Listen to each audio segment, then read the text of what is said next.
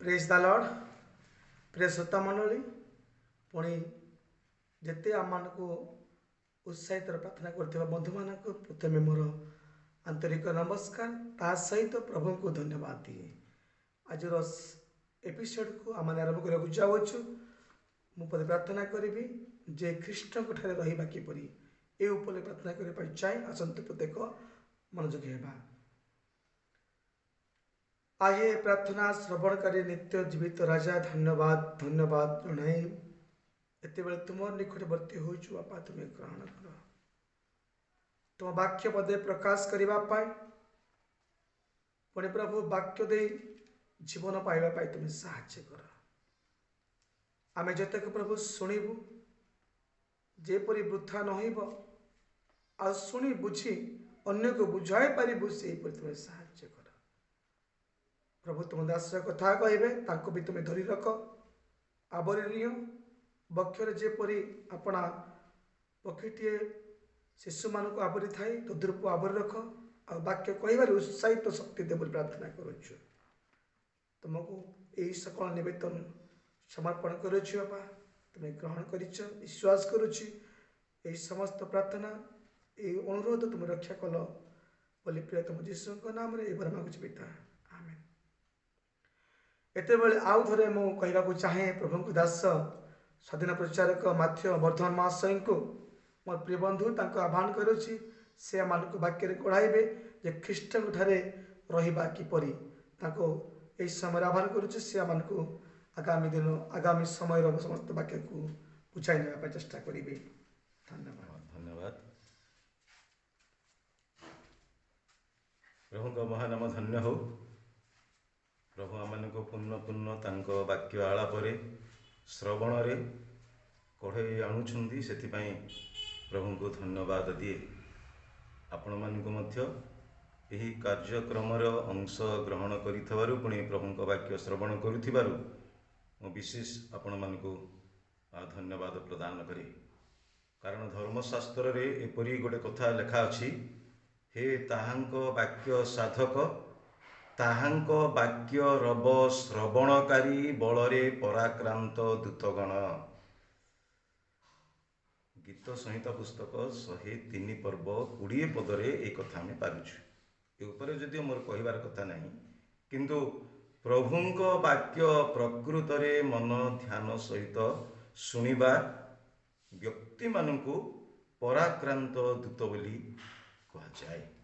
आज मोर ए अल्प समय भीतर आलोचना विषय वस्तु हेउची जीशु कहउछंदी मो ठारे रुह। Hallelujah hallelujah.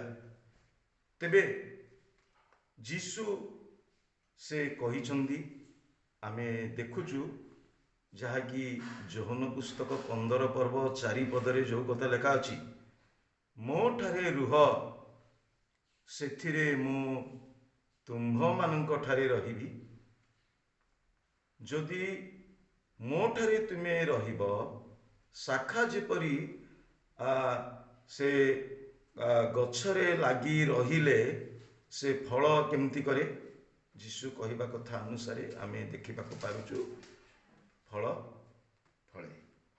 प्रकृत भाव धर्मशास्त्रर एही निगूढ़ विषय प्रत्येक आमे मने रखिबा कर्तव्य। मु पढ़ी 4 पद मो ठारे रुह सेथिरे मु तुम्भ मानक ठारे रहिबी शाखा जेपरी द्राक्षा लतारे न रहिले निजरु फल फली पारे नाही सेहीपरि तुम्भे माने मध्य मो ठारे न रहिले फल फली पार नाही।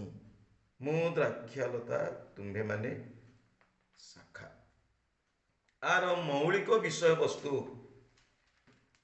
आमे जानू जीशु कहले मो ठारे रुह मु तुम्भ मानक ठारे रहिबी। हालेलुया। बड़ कथा एटा जदि आमे नथिबा प्रभुंक ठारे प्रभु आम ठारे रहिबे नहीं। गोटे कथा मने अच्छी आपणकर मरियम कहले जीशु को ମାର୍ଥା ବି ଯୀଶୁଙ୍କୁ କହିଲେ ତାଙ୍କ ଭାଇ ମରିଯିବା ବେଳରେ, ପ୍ରଭୁ ଆପଣ ଯଦି ଏଠାରେ ଥାନ୍ତେ ମୋର ଭାଇ ମରି ନଥାନ୍ତା। ତେବେ ବଡ଼ ଜିନିଷଟା ଆମେ ଦେଖିବାକୁ ପାରୁଛୁ, ଯୀଶୁ କହିଲେ ମୋ ଠାରେ ରୁହ, ମୁଁ ତୁମ୍ଭମାନଙ୍କ ଠାରେ ରହିବି। ହାଲେଲୁୟା। ମୋର ପ୍ରିୟ ବନ୍ଧୁଗଣ, ଧର୍ମଶାସ୍ତ୍ରର ବିଷୟବସ୍ତୁ ଆମେ ଜାଣୁ। ପ୍ରଭୁ କାହିଁକି ଏ କଥା କହିଲେ ମୋ ଠାରେ ରୁହ ବୋଲି? ଆର ଭାବ, ଆର ସମସ୍ତ ତତ୍ତ୍ୱପୂର୍ଣ୍ଣ ଆଗକୁ କେଉଁ ଜିନିଷ ଗୁଡ଼ାକକୁ ଲକ୍ଷ୍ୟ କରି ସେ ଲୋକମାନଙ୍କୁ କହିଲେ ମୋ ଠାରେ ରୁହ, ତହିଁରେ ମୁଁ ତୁମମାନଙ୍କ ଠାରେ ରହିବି। ଖ୍ରୀଷ୍ଟ ଆମଠାରେ ରହିବେ, ଏଇଟା ତ ଆମ ଜୀବନ କେତେ ଭାଗ୍ୟର ବିଷୟବସ୍ତୁ। ଅନେକ ଖ୍ରୀଷ୍ଟିଆନ ମାନଙ୍କ ଘରେ, ଖ୍ରୀଷ୍ଟିଆନ ମାନଙ୍କ ମଧ୍ୟରେ ଯୀଶୁ ଖ୍ରୀଷ୍ଟ ନାହାନ୍ତି। ଯୀଶୁ ନଥିବା ଖ୍ରୀଷ୍ଟିଆନ ମାନେ ଅଛନ୍ତି। ଆମ ଘରେ ଯଦି ଯୀଶୁ ନାହାନ୍ତି, ଆମର ସାରା ଜୀବନର ସେବା ଉପାସନା ବୃଥା ମାତ୍ର। ତେବେ ଯୀଶୁ କହିଲେ ମୋ ଠାରେ ରୁହ, ମୁଁ ତୁମ୍ଭମାନଙ୍କ ଠାରେ ରହିବି। କେଡ଼େ ବଡ଼ ବିଷୟବସ୍ତୁ ଆମେ ଦେଖିବାକୁ ପାରୁଛୁ। ଯୋହନ ପୁସ୍ତକ 15 ପର୍ବ 7 ପଦରେ ଆମର ମନେ ଥିବା କଥା ଲେଖା ଅଛି, ତୁମ୍ଭେ ମାନେ ଯଦି ମୋ ଠାରେ ରୁହ, ମୋର ବାକ୍ୟ ଯଦି ତୁମମାନଙ୍କ ଠାରେ ରୁହେ, ତେବେ ତୁମେ ଯାହା ଇଚ୍ଛା କରି ମାଗିବ, ପ୍ରାର୍ଥନା କରିବ, ତୁମ ପାଇଁ ସଫଳ କରାଯିବ। ଧର୍ମଶାସ୍ତ୍ରରେ ଆମେ ଏପରି ଅନେକ କିଛି କଥା ଲକ୍ଷ୍ୟ କରିବାକୁ ପାରୁଛୁ। ମୋର ପ୍ରିୟ ବନ୍ଧୁଗଣ, ପ୍ରଭୁ କହିଲେ ମୋ ଠାରେ ରୁହ। ଯୋହନ ପୁସ୍ତକ 17 ପର୍ବ 20-21 ପଦ ଯଦି ଆମେ ପଢ଼ିବା, କିନ୍ତୁ 21 ପଦରେ ଲେଖା ଅଛି, ଯୀଶୁ ସେ ଏଇ କଥା ପ୍ରକାଶ କରିଛନ୍ତି କାହା ନିକଟରେ? ପରମେଶ୍ୱରଙ୍କ ନିକଟରେ। ପିତାଙ୍କୁ ପ୍ରାର୍ଥନା ଭାବରେ କହୁଛନ୍ତି। ଆମେ 20 ପଦରୁ ପଢ଼ିକି ଗଲେ ସବୁ କଥା ଆମେ ଜାଣିପାରିବା, କିନ୍ତୁ ଏଠି ଆମେ ଦେଖିବାକୁ ପାରୁଛୁ 21 ପଦରୁ, ଯେପରି ସେମାନେ ଏ ସମସ୍ତେ ଏକ ହୁଅନ୍ତି, ହେ ପିତା, ତୁମେ ଯେ ପ୍ରକାରେ ମୋ ଠାରେ ଅଛ ଓ ମୁଁ ତୁମ୍ଭଠାରେ ଅଛି, ସେମାନେ ମଧ୍ୟ ସେ ପ୍ରକାରେ ଆମ୍ଭମାନଙ୍କ ଠାରେ ରୁହନ୍ତୁ, ଯେପରି ତୁମେ ମୋତେ ପ୍ରେରଣ କଲ ବୋଲି ଜଗତ ବିଶ୍ୱାସ କରିବ। ଏଟା ଲୋକମାନଙ୍କୁ ଶିକ୍ଷା ଦେଉନାହାନ୍ତି ଯୀଶୁ। ପିତା ପରମେଶ୍ୱର କହୁଛନ୍ତି, ପ୍ରଭୁ ମୁଁ ଯେପରି ତୁମଠାରେ ଅଛି ଆଉ ତୁମେ ମୋ ଠାରେ ଅଛ, ଆଉ ଏମାନେ ମଧ୍ୟ ଯେପରି ଆମ୍ଭମାନଙ୍କ ଠାରେ ରୁହନ୍ତୁ, ଆଉ ତୁମେ ମୋତେ ଜଗତକୁ ପଠେଇଛ, ପ୍ରେରଣ କରିଛ ବୋଲି ଜଗତ ଜାଣିବ। ଯଦି ଆମେ ଯୀଶୁଙ୍କ ଠାରେ ନାହୁଁ, ଯୀଶୁଙ୍କ ଠାରେ ନଥିବା ଖ୍ରୀଷ୍ଟିଆନ ହେଇଛୁ, ଜଗତ କେମିତି ଜାଣିବ? ଆମେ ଧର୍ମଶାସ୍ତ୍ରରେ ଦେଖିବାକୁ ପାରୁଛୁ, ଏହା ବହୁତ ଗଭୀର ବିଷୟବସ୍ତୁ। କୋଉ ଖ୍ରୀଷ୍ଟିଆନ ଅଛି ମୁଁ ପ୍ରଭୁଙ୍କ ଠାରେ ଅଛି ବୋଲି କହିପାରିବ? କୋଉ ବିଶ୍ୱାସୀ ଅଛି ମୁଁ ପ୍ରଭୁଙ୍କ ଠାରେ ଅଛି ବୋଲି କହିପାରିବ?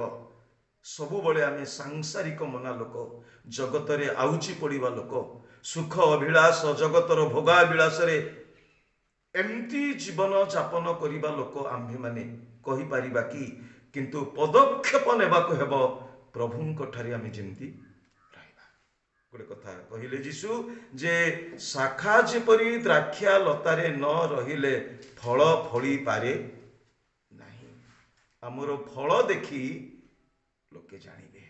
ଯୀଶୁଙ୍କ ଠାରେ ରହିବା ଲୋକମାନଙ୍କର କଥା ଯୀଶୁ କହିଲେ ସେଦିନ ଯୋହନ ପୁସ୍ତକ 15 ପର୍ବ ତାର ଆମେ ଦେଖିବାକୁ ପାରୁଛୁ। ଏ ଜାଗାରେ ଏଭଳି କଥା ଲେଖା ଅଛି 27 ପଦରେ, ଯେ ତୁମ୍ଭେ ମୋ ଠାରେ ଅଛ, ତୁମେ ସାକ୍ଷୀ। ଖ୍ରୀଷ୍ଟଙ୍କ ଠାରେ ଥିବା ଲୋକମାନେ ଯୀଶୁ ସେମାନଙ୍କୁ ସାକ୍ଷୀ କଲେ, ସବୁ ଦେଖିଛନ୍ତି। ପ୍ରକୃତ ଭାବରେ ଏବେ ଯୀଶୁ କୋଉଠି ବସିଛନ୍ତି ଯେ ଆମେ ତାଙ୍କ ସଙ୍ଗେ ଯାଇ ରହିବା? ଆମର ସ୍ୱତନ୍ତ୍ର ଈଶ୍ୱର ପରାୟଣ ଜୀବନ ଯାପନ, ଧର୍ମ ପରାୟଣ ଜୀବନ ଯାପନ, ବାକ୍ୟ ଆଳାପ କରିବାରେ, ବାକ୍ୟ ଶୁଣିବାରେ, ବାକ୍ୟ ଗ୍ରହଣ କରିବାରେ, ଈଶ୍ୱରଙ୍କୁ ଭୟ କରିବାରେ, ନିତ୍ୟ ନିତ୍ୟ ତାଙ୍କ ନିକଟରେ ପ୍ରାର୍ଥନାରେ ଆମ ଜୀବନକୁ ଅତିବାହିତ କରୁଛୁ ଯେତେବେଳେ ଆମେ ଖ୍ରୀଷ୍ଟଙ୍କ ଠାରେ ଅଛୁ। ଗୀତ ସଂହିତା ପୁସ୍ତକ ଆମେ ଦେଖିବାକୁ ପାରୁଛୁ, ଗୋଟେ କଥା ଲେଖା ଅଛି 139 ଗୀତ 18 ପଦରେ, ମୁଁ ଯେତେବେଳେ ଜାଗ୍ରତ ହୁଏ ସେତେବେଳେ ମୁଁ ତୁମ୍ଭଠାରେ ଥାଏ। ଭକ୍ତ ଏ କଥା ପ୍ରକାଶ କଲେ, ଯେତେବେଳେ ମୁଁ ଜାଗ୍ରତ ହୁଏ ସେତେବେଳେ ମୁଁ ତୁମ୍ଭଠାରେ, କାଠାରେ? ଖ୍ରୀଷ୍ଟଙ୍କ ଠାରେ। ଖ୍ରୀଷ୍ଟଙ୍କ ଠାରେ, ଖ୍ରୀଷ୍ଟଙ୍କ ଠାରେ ଥିବା ବିଶ୍ୱାସୀ ମାନଙ୍କ କଥା ଆମେ ଦେଖିବାକୁ ପାରୁଛୁ। କଣ ସେ ଲାଭର ବିଷୟ, ଆଶୀର୍ବାଦର ବିଷୟ? ଏଫେସୀ ପୁସ୍ତକ 1 ପର୍ବ 1 ପଦରୁ 3 ପଦ ପର୍ଯ୍ୟନ୍ତ ଆମେ ଦେଖିବାକୁ ପାରୁଛୁ। ପ୍ରେରିତ ପାଉଲ ସାର୍ଟିଫିକେଟ ଦେଲେ ଏଫେସୀ ମଣ୍ଡଳୀରେ ବିଶ୍ୱାସୀ ମାନେ ଥିଲେ ଖ୍ରୀଷ୍ଟଙ୍କ ଠାରେ। ତେଣୁ ସେ ଗୋଟେ ଲେଖିଛନ୍ତି ଯେ ଖ୍ରୀଷ୍ଟଙ୍କ ଠାରେ ଥିବା ବିଶ୍ୱାସୀ ମାନଙ୍କ ନିକଟକୁ ମୁଁ ଲେଖୁଛି, ଅନ୍ୟମାନଙ୍କ ନିକଟକୁ ସେ ପତ୍ର ଲେଖି ନାହାନ୍ତି। ସେ ଦେଖିଲେ, ପାଉଲ ଦେଖିଲେ ସେମାନଙ୍କର ବିଶ୍ୱାସ ଜୀବନ, ଖ୍ରୀଷ୍ଟଙ୍କ ଠାରେ ଥିବା ବିଶ୍ୱାସୀ ମାନଙ୍କୁ ତାହା ଗୋଟେ ଅଲଗା ପ୍ରକାର ଓରିଜିନାଲ ପରିତ୍ରାଣ କରିନ ପାରବା ବିଶ୍ୱାସ ମଧ୍ୟ ଲୋକମାନେ ବିଶ୍ୱାସ କରିଛୁ ବୋଲି ଯାକୁବ 2 ପର୍ବ 14 ପଦରେ ଲେଖିଲେ, ଏପରି ବିଶ୍ୱାସ କଣ ତୁମମାନଙ୍କର ପରିତ୍ରାଣ କରିପାରେ? ବିଶ୍ୱାସ ଉପରେ ମୋର କିଛି କହିବାର ନାହିଁ। ଖ୍ରୀଷ୍ଟଙ୍କ ଠାରେ ଥିବା ବିଶ୍ୱାସୀ ମାନଙ୍କୁ, ହାଲେଲୁୟା, କେମିତି ସେମାନଙ୍କର ଚରିତ୍ର, କେମିତି ସେମାନଙ୍କର ଜୀବନ ଯାପନ ଈଶ୍ୱରଙ୍କ ସହିତ ସହଭାଗିତାରେ। 3 ପଦରୁ ଯଦି ଆମେ ପଢିବା, ଲେଖା ଅଛି ଯେ ଆମ୍ଭମାନଙ୍କର ଈଶ୍ୱର ସ୍ୱର୍ଗରେ ଆମ ପାଇଁ ସମସ୍ତ ଆତ୍ମିକ ଆଶୀର୍ବାଦ କରିଛନ୍ତି, କାରଣ ତାହାଙ୍କ ଛାମୁରେ ଆମ୍ଭେମାନେ ଯେପରି ପବିତ୍ର ଅନିନ୍ଦନୀୟ ହେବୁ। ହାଲେଲୁୟା। ଏ ଆଶୀର୍ବାଦ ଜଗତର ସର୍ବସାଧାରଣର ଆଶୀର୍ବାଦ ନୁହଁ। ଜଗତରେ ଅବିଶ୍ୱାସୀ ମାନଙ୍କୁ ମଧ୍ୟ, ବିଜାତି ମାନଙ୍କୁ ମଧ୍ୟ ଆଶୀର୍ବାଦ ଧନ ସମ୍ପଦ ଉପରେ, କିନ୍ତୁ ଏଠି ଆମେ ଦେଖୁଛୁ ପ୍ରଭୁଙ୍କ ଛାମୁରେ ପବିତ୍ର ଅନିନ୍ଦନୀୟ ହେବା, ସ୍ୱର୍ଗରେ ଆତ୍ମିକ ଆଶୀର୍ବାଦ କରିଛନ୍ତି କାହାକୁ? ଖ୍ରୀଷ୍ଟଙ୍କ ଠାରେ ଥିବା ବିଶ୍ୱାସୀ ମାନଙ୍କୁ। ଏ ଉପରେ ଆମେ ପ୍ରତ୍ୟେକ ଜାଣିଛୁ। ଅଧିକ ଲମ୍ବେଇବା ପାଇଁ ମୁଁ ଇଚ୍ଛା କରୁନାହିଁ ମୋର ପ୍ରିୟ ବନ୍ଧୁଗଣ। ଥେସଲୋନିକୀୟ ପୁସ୍ତକ 1 ପର୍ବ 1-2 ପଦ କଥା କିନ୍ତୁ ଆମେ 8 ପଦରେ ଦେଖିବା ଯେ ଈଶ୍ୱରଙ୍କ, ତୁମମାନଙ୍କର ଈଶ୍ୱରଙ୍କ ସମ୍ବନ୍ଧୀୟ ବିଶ୍ୱାସର ବିଷୟ ଏପରି ବ୍ୟାପ୍ତ ହୋଇଅଛି ଯେ ଆମେ ଆଉ କିଛି କହିବାର ଆବଶ୍ୟକ ନାହିଁ। ବର୍ତ୍ତମାନ ଖ୍ରୀଷ୍ଟିଆନ ତ ଖ୍ରୀଷ୍ଟିଆନ ଦୁନିଆରେ ମଣ୍ଡଳୀ ଚାଲିଛି, ସେବା ଉପାସନା, ଆସିଲେ ବସିଲେ ଗଲେ, ନା ହେଇପାରୁନାହିଁ। ଖ୍ରୀଷ୍ଟଙ୍କ ଠାରେ ଅନେକ ଲୋକ ଆମେ ରହିପାରୁନାହୁଁ, ଖ୍ରୀଷ୍ଟଙ୍କ ସହଭାଗିତାରେ ରହିପାରୁନାହୁଁ। ମୋର ପ୍ରିୟ ବନ୍ଧୁଗଣ, ପ୍ରକୃତ ଭାବରେ ମୁଁ ଆଉ 2ଟା କଥା କେବଳ କହି କଥାଟା ବନ୍ଦ କରିବା ପାଇଁ ଯାଉଛି। ଆମେ ଦେଖୁଛୁ 1 ଯୋହନ 2 ପର୍ବ 28 ପଦରେ, ହେ ବତ୍ସଗଣ, ତୁମ୍ଭେମାନେ ତାହାଙ୍କ ଠାରେ ରୁହ, ସେ ଯେତେବେଳେ ପ୍ରକାଶିତ ହେବେ ତାଙ୍କ ଆଗମନ ବେଳେ ଆମେ ଲଜ୍ଜିତ ନ ହୋଇ ସାହସ ପ୍ରାପ୍ତ ହେବା। ତାଙ୍କ ଆଗମନର ପ୍ରକାଶ ଅତି ଚମତ୍କାର ଏମିତି ଭାବରେ ପ୍ରକାଶ ଭାବରେ ଆସିବେ। 2 ଥେସଲୋନି 1 ପର୍ବ 6 ପଦରୁ ଆମେ ଦେଖିବାକୁ ପାରୁଛୁ ପ୍ରଜ୍ୱଳିତ ଅଗ୍ନି ସହ ପ୍ରକାଶିତ ହେବେ। ପ୍ରିୟ ବନ୍ଧୁମାନେ, ପ୍ରଭୁଙ୍କ ଠାରେ ଥିବା ଲୋକମାନେ ସେଇ ଦିନ ରକ୍ଷା ପାଇବେ, ଉଦ୍ଧାର ପାଇବେ। ତାଙ୍କ ଆଗମନ ସମୟରେ ଲଜ୍ଜିତ ହେବେ ନାହିଁ, ସାହସ ପ୍ରାପ୍ତ ହେବେ ଯେଉଁମାନେ ଖ୍ରୀଷ୍ଟଙ୍କ ଠାରେ ଅଛନ୍ତି। ତେଣୁ ଆମେ ଦେଖିଲୁ, ହେ ବତ୍ସଗଣ ତାହାଙ୍କ ଠାରେ ରୁହ। ଏଇଟା ମତେ ଲାଗୁଛି ବଛା ଲୋକମାନଙ୍କୁ କହିଛନ୍ତି। 17 ପଦ ଯଦି ଆମେ ପଢିବା, ସେଇ ପ୍ରଥମ ଜହନ 2 ପର୍ବ 27 ପଦ। କିନ୍ତୁ ତୁମେମାନେ ତାହାଙ୍କ ଠାରୁ ଯେଉଁ ଅଭିଷେକ ପାଇଅଛ ତାହା ତୁମମାନଙ୍କ ଠାରେ ରହିଅଛି। ପୁଣି କେହି ଯେ ତୁମମାନଙ୍କୁ ଶିକ୍ଷା ଦେବ ଏହା ତୁମମାନଙ୍କର ଆବଶ୍ୟକ ନାହିଁ, ମାତ୍ର ତାହାଙ୍କ ଠାରୁ ସେହି ଅଭିଷେକ ତୁମମାନଙ୍କୁ ସମସ୍ତ ବିଷୟରେ ଯେଉଁ ଶିକ୍ଷା ଦିଏ ତାହା ସତ୍ୟ ଅଟେ, ମିଥ୍ୟା ନୁହେଁ। ଏଣୁ ସେହି ଶିକ୍ଷା ଅନୁସାରେ ତାହାଙ୍କ ଠାରେ ରୁହ। କି ଶିକ୍ଷା ଦେଉଛନ୍ତି? ପାଳକ, ପ୍ରଚାରକ, ଚାଳକ କି?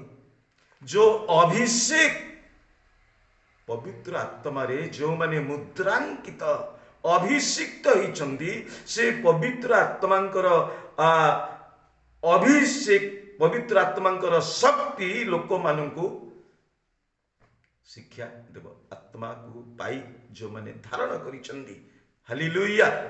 ଏଟା ବଛା ଲୋକମାନଙ୍କୁ ସେ କହିଲେ, ତୁମେ ତାଙ୍କ ଠାରେ ରୁହ, ତାଙ୍କ ଆଗମନ ଦିନରେ କେବେ ତୁମେ ଲଜ୍ଜିତ ହେବ ନାହିଁ। ହାଲେଲୁୟା। ଅଛୁ କି ଆମେ ଏବେ ତାଙ୍କ ଠାରେ? ନା ଆଜିଠୁ ପଦକ୍ଷେପ ନେବା, ମନକୁ ଫେରେଇବା, ବଦଳାଇବା, ପ୍ରକୃତ ଖ୍ରୀଷ୍ଟିଆନ ଜୀବନ ଯାପନ କରିବା। ଆଉ ଗୋଟେ କଥା ଆମେ ଦେଖୁଛୁ, ଯାହାକି ଲେଖା ଅଛି ଲୁକ ପୁସ୍ତକ 22 ପର୍ବ 28, 29, 30 ପଦରେ ଯୀଶୁ ଗୋଟେ କଥା କହିଲେ ତାଙ୍କ ଲୋକମାନଙ୍କୁ, ମୋର ସମସ୍ତ ପରୀକ୍ଷାରେ ମୋ ସହିତ ତୁମ୍ଭେମାନେ ରହି ଆସିଅଛ। ପିତା ଯେପରି ମୋ ନିମନ୍ତେ ରାଜ୍ୟ ନିରୂପଣ କଲେ, ମୁଁ ମଧ୍ୟ ତୁମମାନଙ୍କ ପାଇଁ ରାଜ୍ୟ ନିରୂପଣ କରିବି। ଆଉ ତୁମ୍ଭେମାନେ କେମିତି ହେବ? ମୋ ସହିତ ଭୋଜନ କରିବ ପିତାଙ୍କ ରାଜ୍ୟରେ। କେଉଁମାନଙ୍କ କଥା ଏଇଟା? ଯେଉଁମାନେ ଖ୍ରୀଷ୍ଟଙ୍କ ଠାରେ ଅଛନ୍ତି। ମୋର ପ୍ରିୟ ବନ୍ଧୁଗଣ, ଧର୍ମଶାସ୍ତ୍ରର ଏ ନିଗୁଡ଼ ତତ୍ତ୍ୱପୂର୍ଣ୍ଣ ବାକ୍ୟ ଆମେ ଦେଖିବାକୁ ପାରୁଛୁ। ମୁଁ ପଢ଼ି ଶୁଣାଇବି 28 ପଦରୁ। ମାତ୍ର ତୁମେମାନେ ମୋହର ସମସ୍ତ ପରୀକ୍ଷାରେ ମୋ ସହିତ ରହି ଆସିଅଛ। ଏଣୁ ମୋହର ପିତା ଯେପରି ମୋ ନିମନ୍ତେ ରାଜ୍ୟ ନିରୂପଣ କଲେ, ମୁଁ ମଧ୍ୟ ସେପରି ତୁମମାନଙ୍କ ନିମନ୍ତେ ରାଜ୍ୟ ନିରୂପଣ କରିଅଛି। ଯେପରି ତୁମେମାନେ ମୋହର ରାଜ୍ୟରେ ମୋ ମେଜରେ ଭୋଜନ କରିବ, ପୁଣି ସିଂହାସନରେ ଉପବେଶନ କରି ଇସ୍ରାଏଲର 12 ଗୋଷ୍ଠୀଙ୍କୁ ଶାସନ କରିବ। ହାଲେଲୁୟା।